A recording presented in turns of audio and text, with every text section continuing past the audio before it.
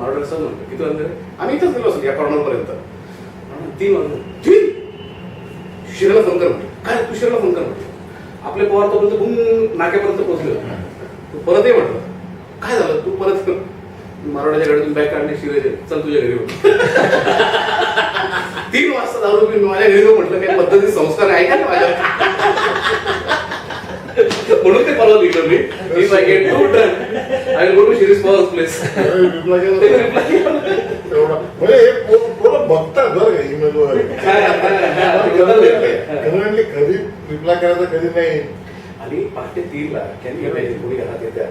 तर मूर्खपणाच होता प्रश्नच नाही. पण शिराईकडे 3 रूम एका रूम मध्ये आई झोपते एका रूम मध्ये हे नवरा बायको असतात त्याने एका रूम मध्ये त्याचे 2 मुलं झोपतात. आता मी कुठे झोपतो पहाटे 3 ला त्यांनी 2 पोरांना उठवलं मम्मीकडे झोपवलं अरे मी माझ्या काय मला काही घेतलं नाही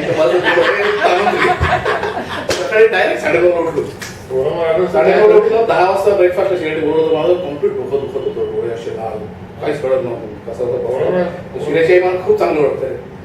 तर बसलो मी म्हटलं काय मावशी जरा काल खूप गप्पा आमच्या मी तुला काय विचारलं तू 3:30 ला घरी येतो मी तुला काय विचारलं का मला कळतंय ना सगळं नाही मावशी काय खूप गप्पा आमच्या चालल्या मला माहितीये सगळं 3 ला घरी येतो तेव्हा काय होतं